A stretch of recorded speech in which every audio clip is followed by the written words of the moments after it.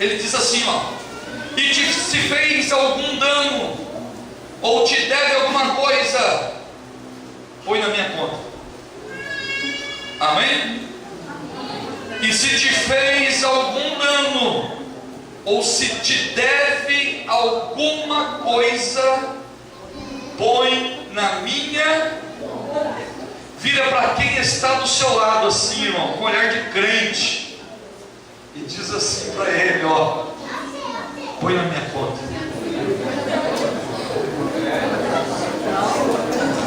Tem fé, irmão? Acertai-vos.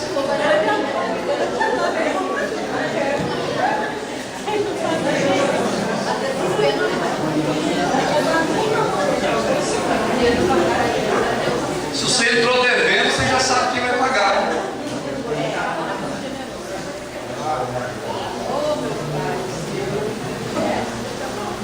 Irmãos, nós estamos aqui diante dessa carta desse homem chamado Filemão. Filemão era um crente que foi ganho por Paulo na sua segunda viagem missionária. Paulo, quando ele desceu em Éfeso, Paulo permaneceu ali, Atos capítulo 19. Paulo ficou alguns anos em Éfeso, e o trabalho da igreja missionária em Éfeso foi tão grande e tão vasto, que alguns irmãos, algumas pessoas da cidade de Colossos foi até Éfeso ouvir a palavra, porque alguma coisa estava acontecendo naquela cidade, e algumas pessoas foram até a cidade de Éfeso para saber o que estava acontecendo ali. E a história nos narra que Filemão estava no meio desses irmãos. Tinha um irmão também chamado Epáfras.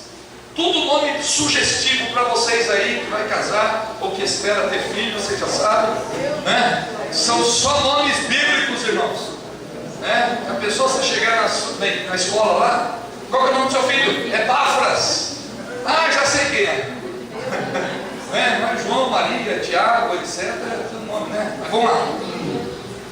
Essas pessoas se converteram a Jesus, e eles foram para a cidade de Colossos, com aquela chama acesa no coração.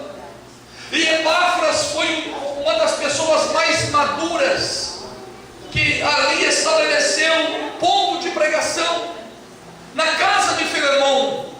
Filemão, irmãos, ele era um homem rico, ele era um homem próspero, ele tinha uma fazenda, algumas fazendas, e tinha muitas pessoas ao seu serviço.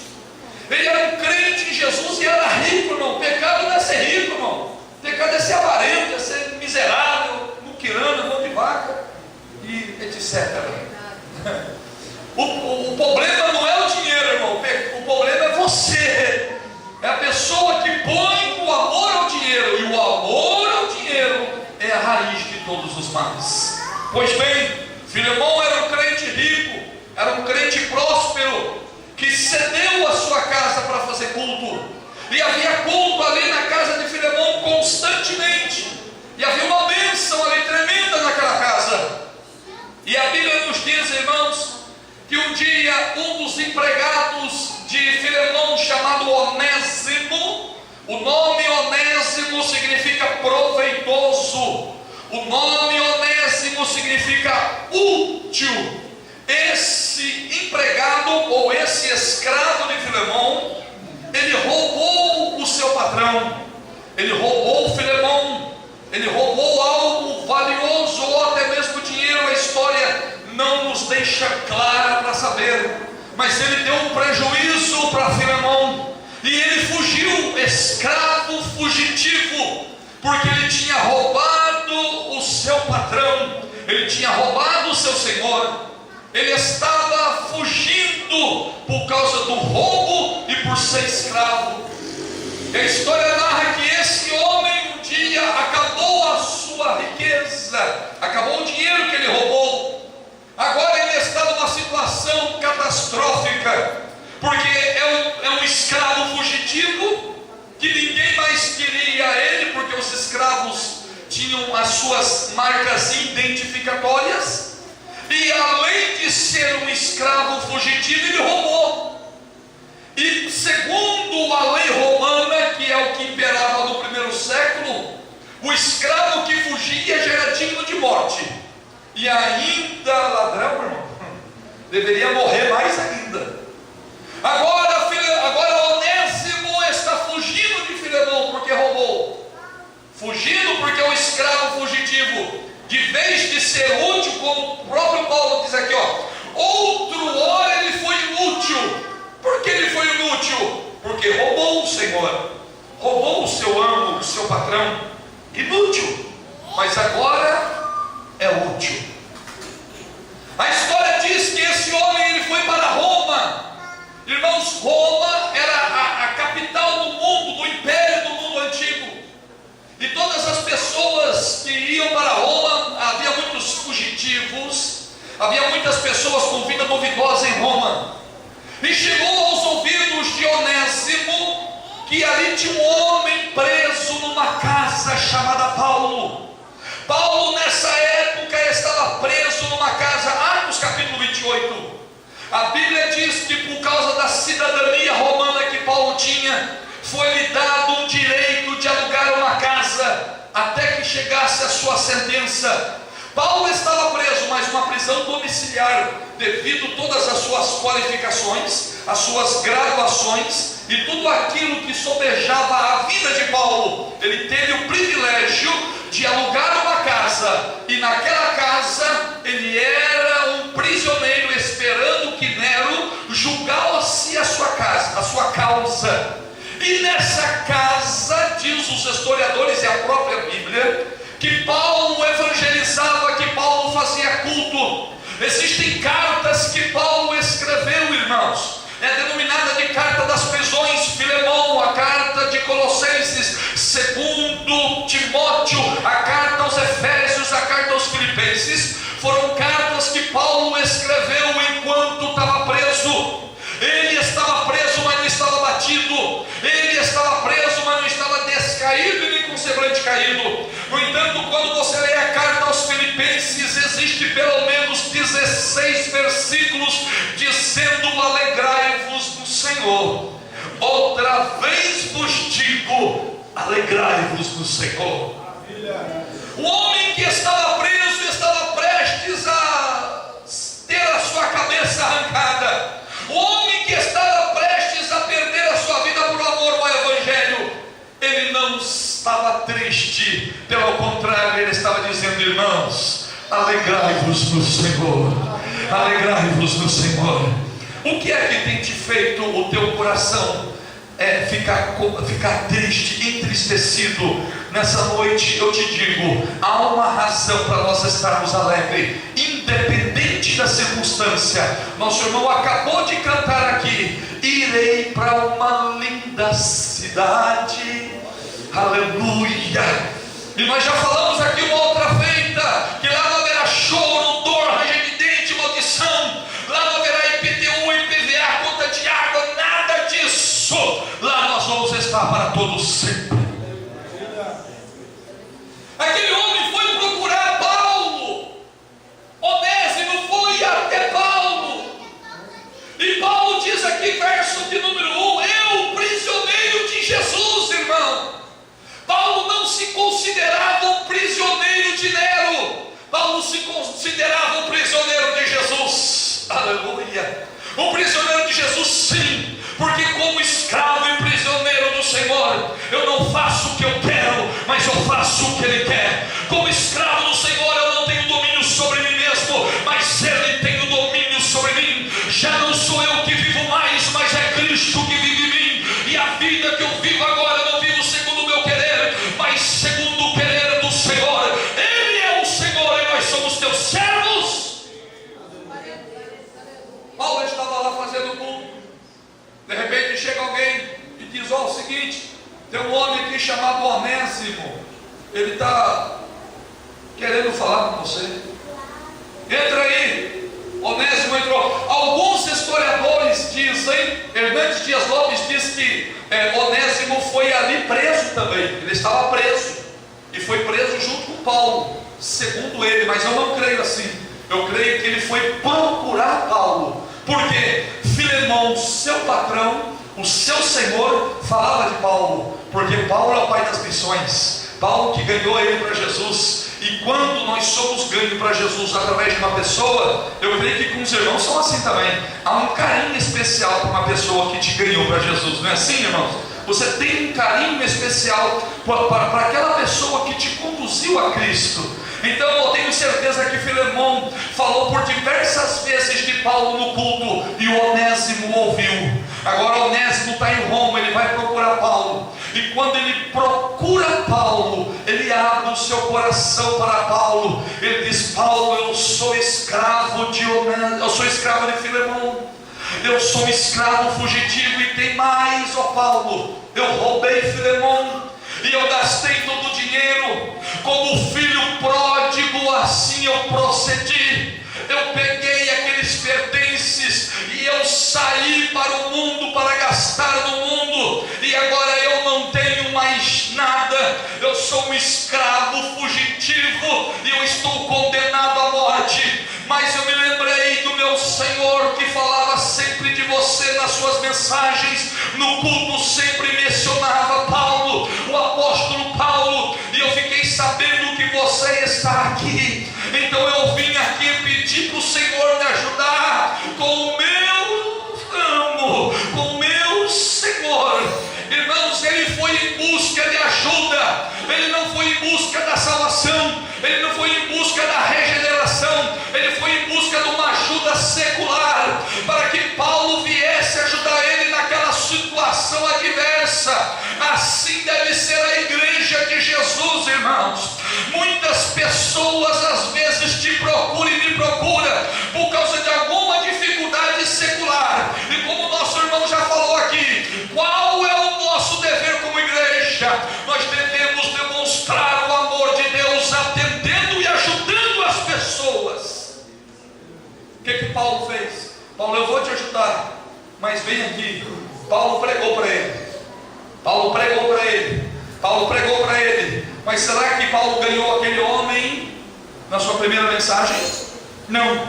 Paulo diz assim, ó: eu peço-te pelo meu filho Onésimo, que eu gerei nas minhas prisões. As irmãs aqui sabem o que é gerar um filho. As irmãs aqui, as irmãs que ainda não têm, você vai saber o que é gerar um filho, o que é esperar, o que se sente as noites em claro. Não é tudo que se pode comer, não é tudo que vai bem. Às vezes, quando está no fim da gestação, não é assim, irmãs? Às vezes até o sono, né? Vira para cá, não dá, vira para lá, não dá. Eu me lembro das duas gestações que a minha esposa teve, o Jonatas e o David.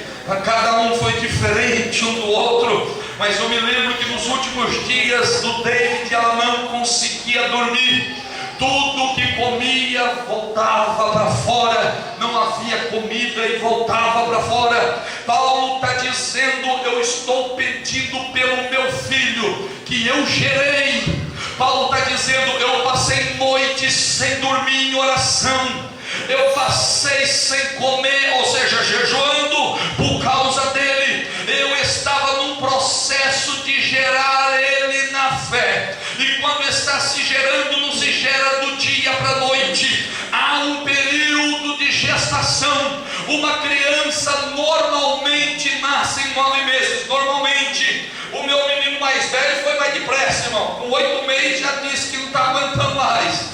Com 8 meses estourou a bolsa, teve que sair de todo jeito, né? Mas geralmente são 9 meses de gestação. Paulo estava dizendo: olha, eu gerei ele, eu gerei ele nas minhas prisões. Paulo está dizendo: levou um tempo, mas ele agora é uma pessoa crente em Jesus Cristo, nosso Senhor. Paulo está dizendo que Onésimo agora é crente em Jesus. Paulo está dizendo que ele é o Filho de Deus. Paulo está dizendo que Onésimo abandonou o mundo com as suas maledicências, que ele abandonou o mundo com tudo aquilo que não convém. Por isso que ele disse aquela: olha, ele era inútil, mas agora ele é útil. Paulo está dizendo, aleluia, o meu filho Onésimo, Paulo diz assim: recebe ele. Paulo escreve essa carta, irmãos, para Filemão, dizendo ele a Filemão: Filemão, recebe Onésimo, como se estivesse recebendo a mim mesmo. Irmãos, sejam honestos. Você deixa qualquer um te representar? Algumas irmãs aí, ó, vai lá no seu Zé, lá na quitanda lá, e fala que é para mim. Qualquer um vocês mandam lá? Só manda a pessoa de confiança. Paulo está dizendo assim a Filemão: Filemão, recebe Onésimo como você tivesse me recebendo. Eu me lembro que recentemente eu fui pregar na Assembleia de Deus em Madureira, na cidade de Atibaia, através de um pastor amigo meu de Varginha. Ele ligou para o pastor Zacarias, pastor presidente do campo de Atibaia, e fez uma agenda para mim lá. Quando eu entrei na casa do pastor presidente ali, ele virou para mim: pastor, doutor Zacarias, disse assim: você é amigo de Paiva? Eu disse: graças a Deus sou amigo do pastor Paiva. Se é amigo do pastor Paiva, é meu amigo. E se ele mandou você aqui, a carta é branca, porque eu conheço o pastor Paiva. Se ele te mandou, carta branca no campo de Atibaia para pregar a palavra. Confiança, irmãos, não se adquire da noite para o dia. Paulo está dizendo: recebe Onésimo como se estivesse me recebendo. Ou seja, Paulo viu o fruto do Espírito Santo numa genuína conversão na vida de Onésimo. Irmãos, o fruto de uma genuína conversão não é do dia para a noite, não. O fruto de uma genuína conversão é uma vida totalmente mudada, transformada pelo poder do Espírito Santo na vida do homem e da mulher. A sua vida é diferente, a sua conduta é diferente, e todas as coisas agora são novas. Por isso que Paulo escreve em 2 Coríntios 5,17: quem está em Cristo, nova criatura é, eis que tudo se fez novo, as coisas velhas já se passaram. Quem está em Cristo, irmão, ele tem que ter um novo proceder, uma nova vida, uma nova história. Não podemos continuar na mesma vida que levamos. Não, não, não. Se eu digo que Cristo habita em mim, se eu digo que eu sou servo do Senhor Jesus Cristo, as pessoas que outrora conheciam a minha vida, ela tem que ver em mim a mudança do poder do Evangelho. Ela tem que olhar para mim e ver que Jesus Cristo verdadeiramente mudou a minha vida. Se na sua vida não há mudança, tem que rever o Evangelho que você serve. O Evangelho de Jesus, ele muda o caráter, ele muda as atitudes, ele muda o falar, ele muda o viver, ele muda tudo das pessoas. Paulo viu isso, e Paulo chegou a dizer ao texto que nós lemos: se ele te deve alguma coisa, ele estava dizendo: Filemão, eu não sei se ele te causou algum dano. Se ele te causou algum dano, se ele te deve alguma coisa, põe na minha conta. Será que ele poderia falar para qualquer um? O valor não deveria ser pouco, deveria ser um valor. Mas Paulo está dizendo: quando eu vou ter com você, eu vou pagar essa conta, para você não dizer que eu te causei dano algum. E Filemão recebeu Onésimo com alegria, porque Paulo escreveu essa carta a Filemão, intermediando Onésimo a Filemão. Amém? Agora nós entramos na palavra. Irmãos, quando eu olho para a vida de Onésimo, eu olho para a nossa vida. Quando eu olho para a vida do Onésimo, que era um homem inútil, eu olho para a condição do homem que transgrediu contra o Senhor Deus. Nós éramos inúteis, nós estávamos caídos nos nossos deleitos e pecado. Por causa do pecado de Adão, da transgressão de Adão, todos pecaram. A Bíblia diz que todos pecaram e ficaram destituídos da glória de Deus. Paulo dizendo que não existe um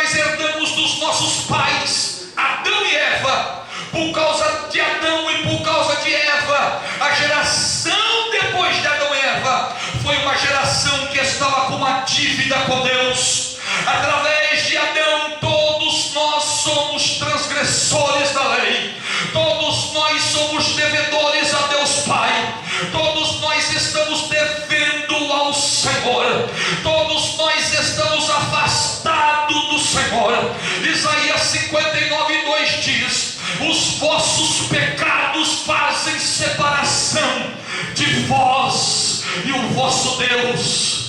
Irmão, o pecado nos distancia de Deus, o pecado nos chama de filho da ira, o pecado nos chama de filhos desobedientes, ou melhor, nem de filho nos chama, mas nos chama de pecadores, de pessoas inveteradas. Assim como Onésimo roubou Filemon, pecou contra Filemon, o homem é um pecador que pecou contra o teu Senhor e saiu sem destino, saiu sem rumo, saiu para o mundo, agora está caminhando de indo de mal a pior.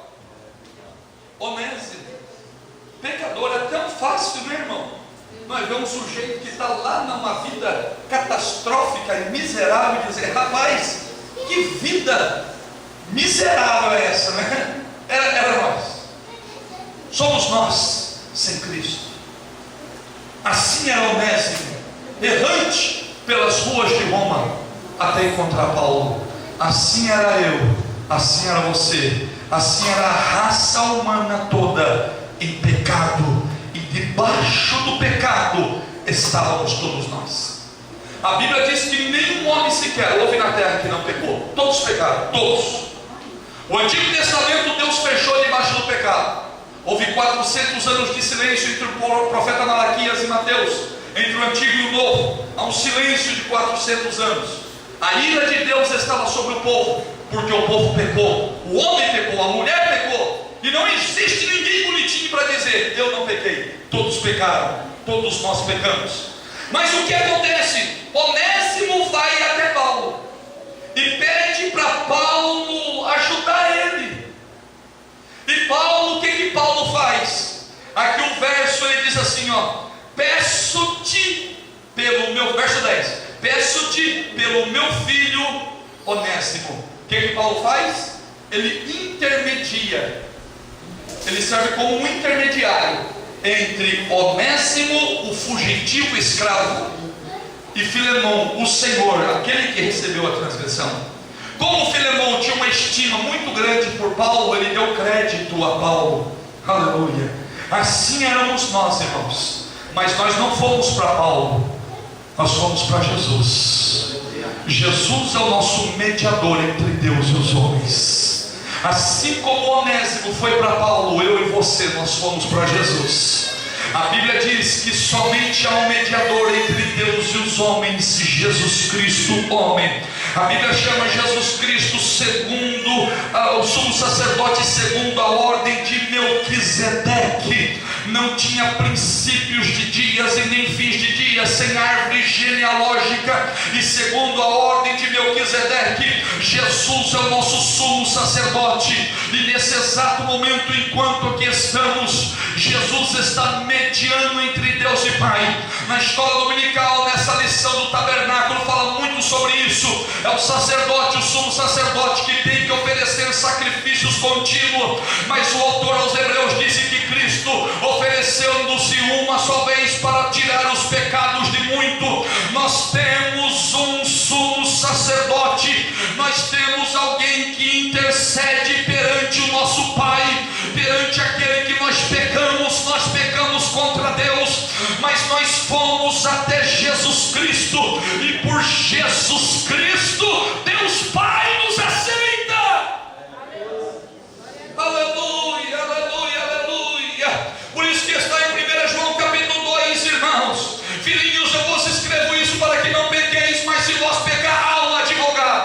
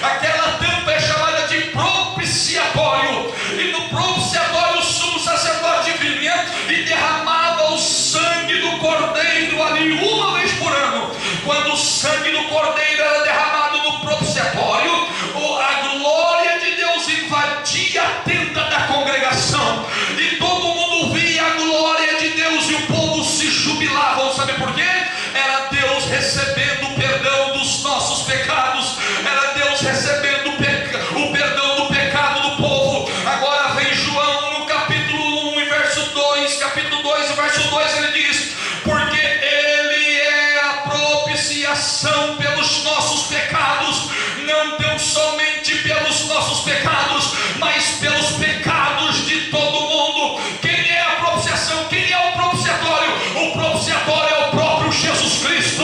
E de quem é o sangue? É do próprio Jesus Cristo. E quem é o sumo sacerdote? O próprio Jesus Cristo. E quem é que perdoa o nosso pecado? O próprio Jesus Cristo. É nele, por ele, irmãos, que temos o perdão dos pecados.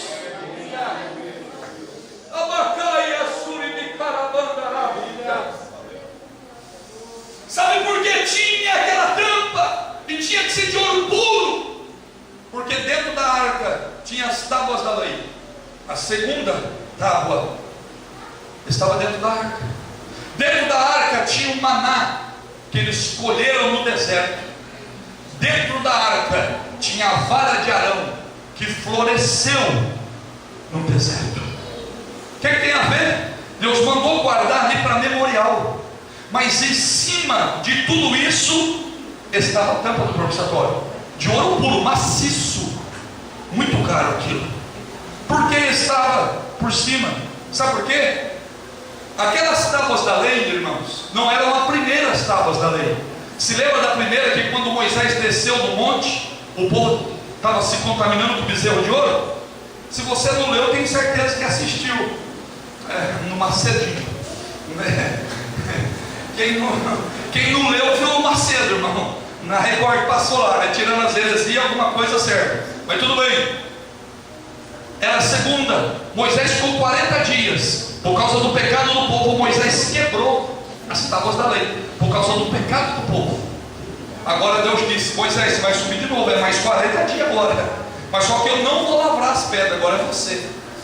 Então essas tábuas da lei que estavam dentro da arca não é a primeira, porque a primeira se quebrou. É a segunda. Ou seja, na primeira havia rebelião e pecado. Agora a segunda, põe aí dentro. E o que aconteceu? Todas as vezes que as pessoas olhavam para a segunda tábua da lei, lembravam que o povo é rebelde e que o povo é idólatra, que o povo não obedecia. Deus disse: guarda, deixa aí dentro. Segundo, o maná que colheu no deserto. Por que o maná que colheu no deserto? Porque o povo estava peregrinando no deserto. De repente alguém chegou para Moisés e disse: Moisés, eu estou com saudade do pepino e da cebola. É comida boa, é pepino e cebola, água na boca.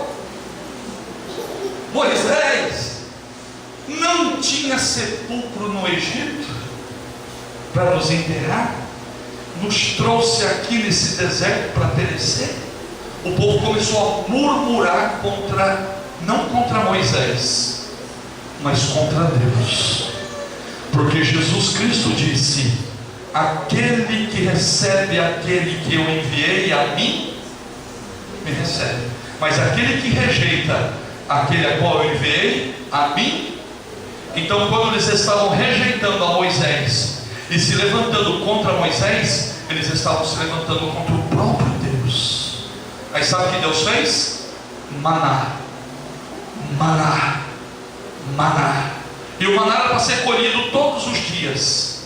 Eu vou colher um pouco para amanhã para mim. Não. Aquele que colhesse mais apodrecia. Ele ia ser obediente. Deus disse: coloca dentro da arca, para se lembrar da murmuração do povo. E agora estava a vara de Arão que floresceu. Estava de Arão? Sim. A vara de Arão? Sim. Por quê? Quem que escolheu Arão para ser sacerdote? Sumo sacerdote, de uma linha de sumos sacerdotes. Quem escolheu Arão? O próprio Deus. Mas agora havia ali uma turminha ali, irmãos, que não estava acreditando que era Deus que tinha escolhido. E começaram a se levantar contra Moisés, não é assim? Moisés, acho que foi você que escolheu, porque é seu irmão. Esse negócio aí, combinado, hein? Esse negócio aí. E o povo começou a se levantar. Alguns líderes dos príncipes de Israel começou a se levantar contra Moisés por causa da escolha de Arão. Aí Moisés lançou o desafio, segundo uma ordenança divina: cada um de cada líder pega uma vara, coloque aí diante de vocês a vara que amanhecer com fruto e com flores, essa pessoa que Deus escolheu. Está feito? Boa é essa palavra. Todos colocaram. Chegou no outro dia cedo, a vara de quem que estava florescida? A vara de Arão. Era Deus dizendo, quando colocou dentro da arca, povo rebelde e insubmisso, põe aí como memorial. Então quando alguém olhava para dentro da arca, via rebelião, via idolatria, via murmuração, via questionamento, via tudo aquilo que desagrada ao Senhor. Mas só que o que colocou em cima? Propiciatório. Então quando Deus olhava de cima, Deus não olhava, irmãos, ao que tinha dentro da arca, mas Deus olhava para o propiciatório, que simboliza Cristo. Dentro de mim e de você, o próprio Paulo disse, o bem que eu quero fazer, sabe o que é isso? Herdamos de Adão. O homem é um ser maléfico e tem más índoles. O próprio Paulo diz, olha, o bem que eu quero fazer, eu não faço, mas o mal sempre está diante dos meus olhos. Dentro de nós, irmãos, muitas das vezes brota sentimentos que só Deus pode ter misericórdia. Se nós olhássemos para, se cada um que aqui está, Deus abrisse a sua visão e você enxergasse dentro do coração de cada um, você ia ficar escandalizado, porque o próprio Cristo disse que no coração do homem procede os adultérios, procede as maledicências, procede as cóleras, a ira. Aleluia. Então se Deus olhasse para mim, se Deus olhasse para você, aleluia, sem a tampa do propiciatório, irmãos, a ira dele iria se manifestar. Mas quando Deus olha para mim, quando Deus olha para você, e é por isso que nós não há condenação para quem está em Cristo, Romanos 8, verso 1, porque quando Ele olha para mim, quando Ele olha para você, Ele não olha para mim e para você, Ele não olha para dentro da caixa que é esse corpo, não, Ele olha para a tampa. Há um propiciatório, há um sangue jorrando, há um cordeiro imaculado, há um cordeiro que tirou o pecado, há uma imediação, há um sangue derramado, há um sacrifício feito. Nós não merecemos nada, merecemos a condenação, mas o sangue de Jesus Cristo, o seu Filho, nos purifica de todo, de todo, de todo, de todo, de todo pecado. Crê nessa palavra, levanta a sua mão e dá um glória a esse Jesus.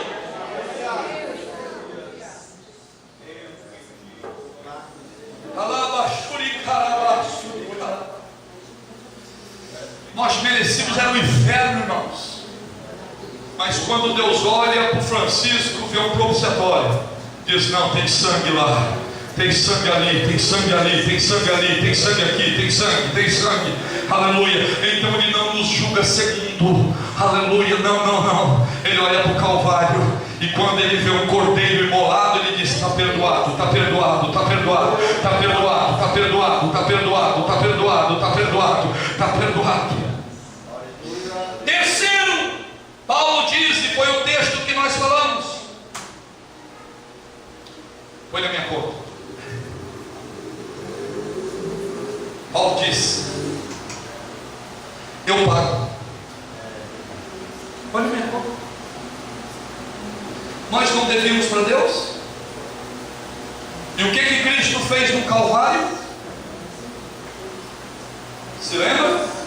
No alto da cruz, Ele gritou em grego, Tetelestai, está consumado, está pago, está quitado, não tem dívida. Paulo, escrevendo aos Colossenses capítulo 2, ele diz assim, e havendo riscado o escrito da nossa dívida que tinha contra nós, e as ordenanças a qual nos era contrário, tirou por meio de nós, os cravando na cruz, e tendo despojado os principados e potestades, o expôs publicamente ao desprezo dele, pelo triunfo na cruz. O que Paulo estava dizendo? Paulo está dizendo que nós tínhamos uma dívida, nós tínhamos que pagar essa dívida. O nosso amo, o nosso Filemão, que é Deus Pai, tínhamos uma dívida com Ele. mas Paulo intermediou a Onésimo, Jesus intermediou por mim e por você, e ele pagou a nossa conta, ele pagou a nossa conta, ele pagou a nossa conta, ele pagou a minha conta, ele pagou a sua conta, ele pagou a conta das irmãs, ele pagou a conta da mocidade, ele pagou a conta dos obreiros, ele pagou a conta de todos nós que aqui estamos, ele pagou a conta de todo mundo. Quando ele disse está consumado, a Bíblia diz que naquele exato momento o véu que fazia a separação do santo e do santo do santo, ninguém poderia entrar. A Bíblia diz que o véu se rasgou do alto a baixo. Era Deus dizendo: conta paga, dívida paga, eu aceito este pagamento, eu aceito este pagamento, eu aceito esse pagamento, eu aceito esse pagamento. O que você está querendo dizer? Eu estou querendo dizer que nenhuma condenação está sobre você, porque Jesus pagou a sua conta. Nenhuma condenação há para aqueles que estão em ti, Jesus. Aleluia, aleluia.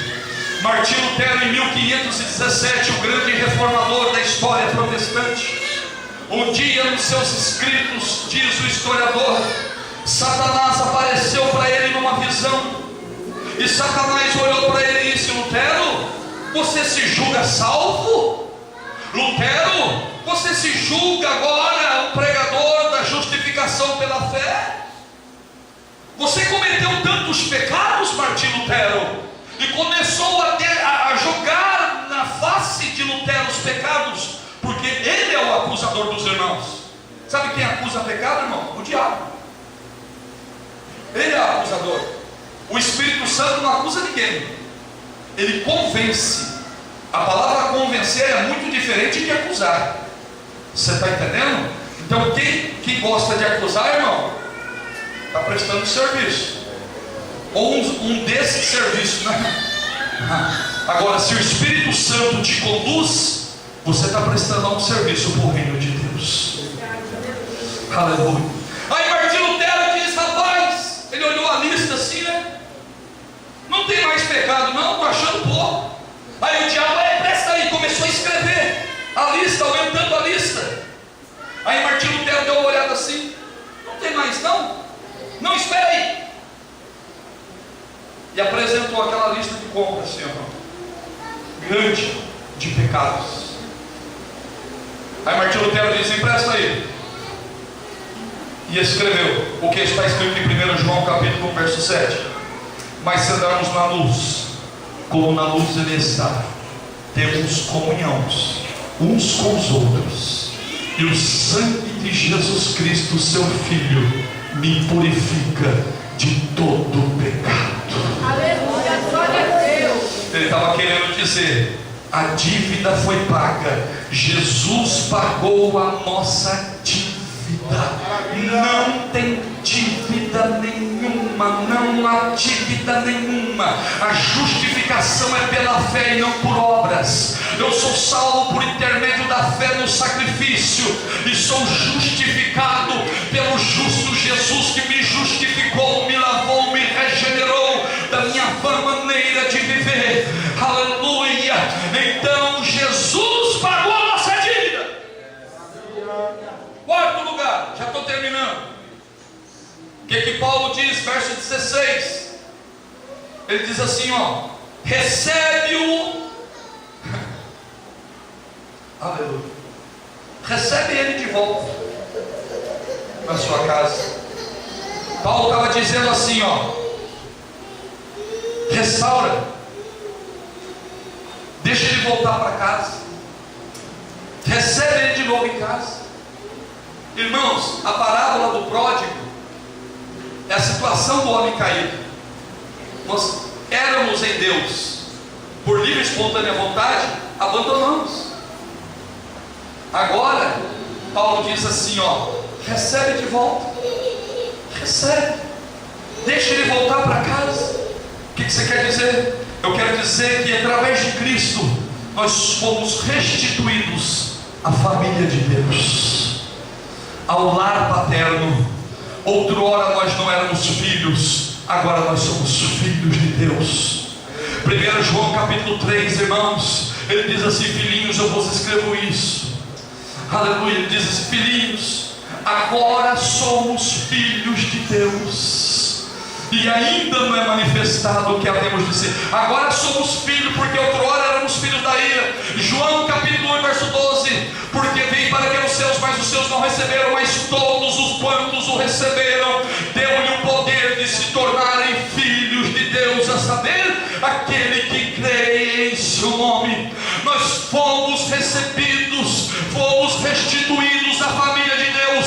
Jesus, ele veio restituir-nos a imagem do Criador. O pecado deformou a imagem do Criador em nós, mas Jesus Cristo veio nos restituir tanto a família quanto a imagem de Deus. Aleluia. No entanto, irmãos, aleluia, por isso que o crente é diferente, por isso que o crente tem um semblante diferente. Sabe por quê?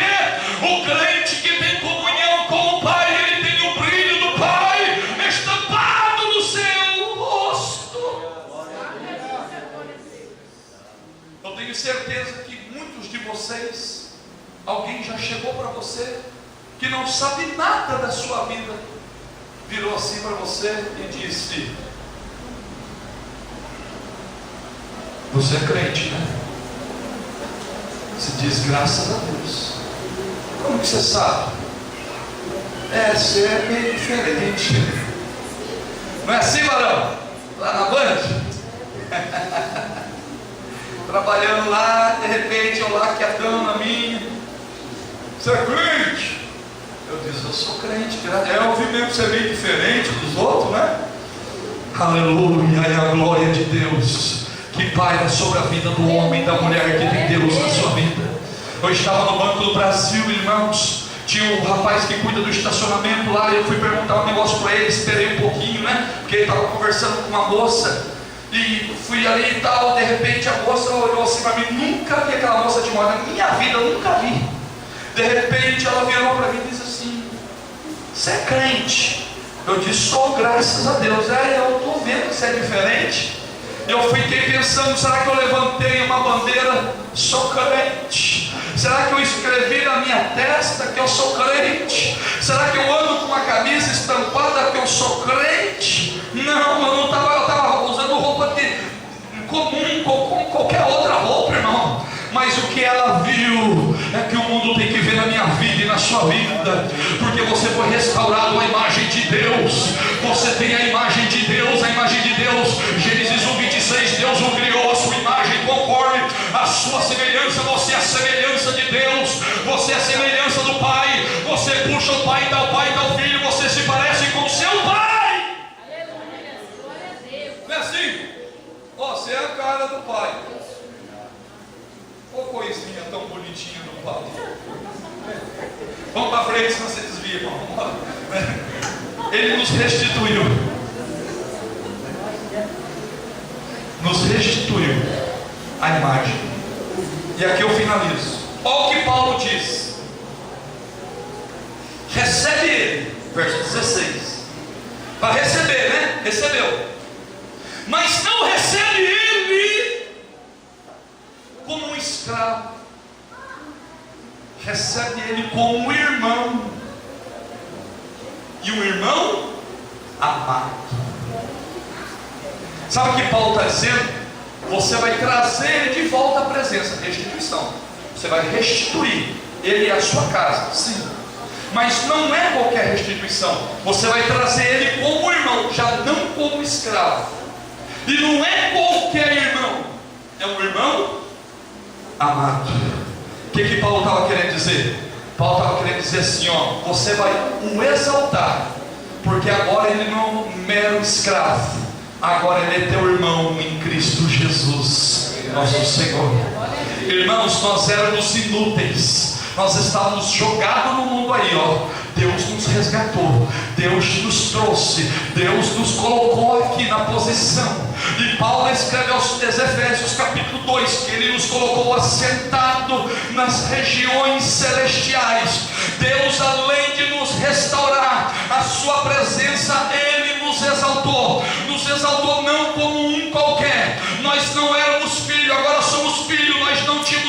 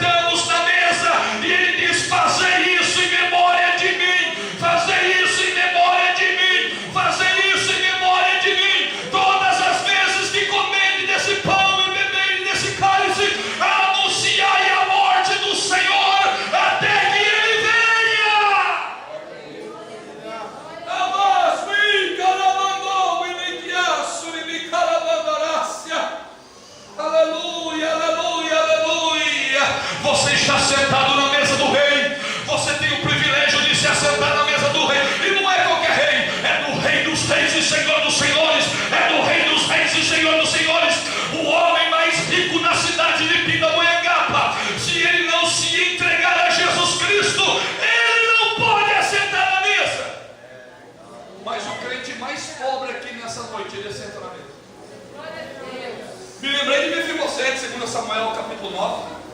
Mefibosete, segundo Samuel 4:4, ele ficou aleijado. Foi mandado para Lodebar. Lodebar é lugar sem pasto, lugar desértico. A história diz que Lodebar era uma cidade baixa, onde a prostituição e tudo que não prestava ganhava abaixo do campo. E a Bíblia diz que Mefibosete, filho de Jonatas, o príncipe, foi levado para aquele lugar catastrófico. Mas a Bíblia diz que quando Davi assentou o trono sobre Israel, segundo Samuel capítulo 9, ele diz: porventura existe alguém da casa de Davi, filho de Jonatas, para que eu restitui, para que eu use de misericórdia?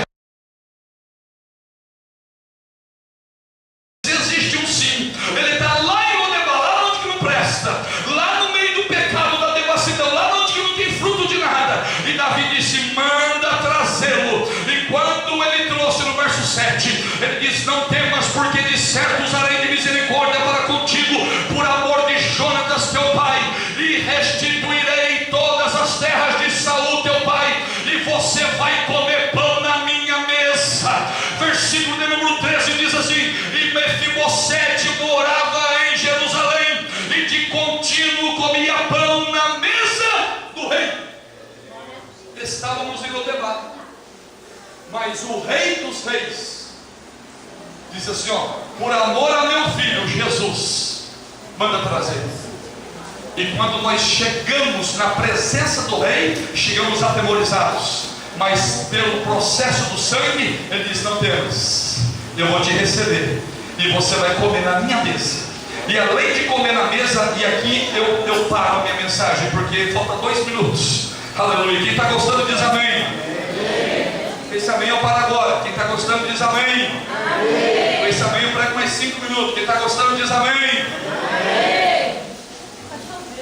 Está chovendo, você vai embora mesmo? Estou brincando, mas eu vou parar agora. Ele nos exaltou. E sabe o que ele nos prometeu? Corpo semelhante ao dele. Filipenses 3, 20 e 21. Mas a nossa pátria está no céu, aonde aguardamos a bem-aventurada esperança e o aparecimento do Senhor Jesus Cristo, a qual transformará o nosso corpo mortal num corpo semelhante ao dele. 1 João 3:2. Agora somos filhos de Deus e ainda não é manifestado que havemos de ser, mas quando ele se manifestar, seremos semelhantes a ele.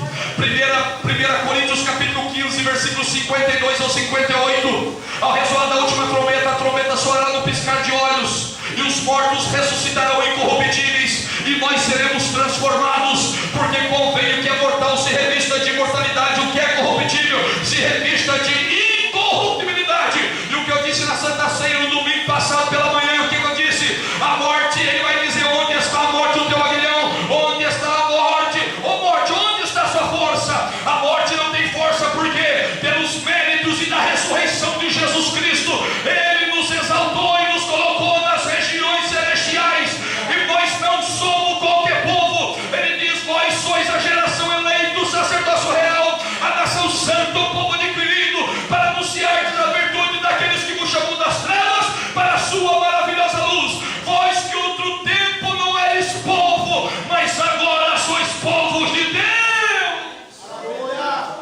Ficamos em pé. Falta 1 minuto. Ficamos em pé.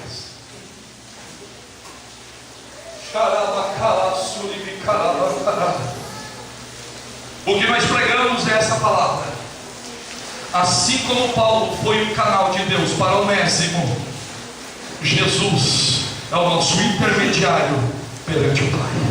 Assim como tudo aconteceu com Onésimo, aconteceu conosco.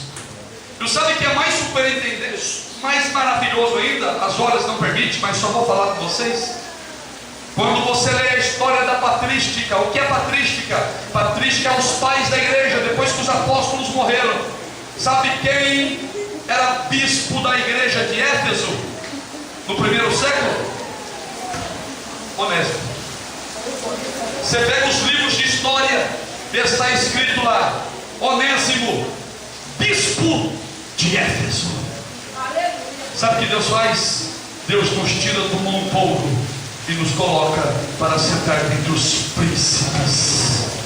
Nessa noite eu quero fazer uma pergunta aqui. Talvez você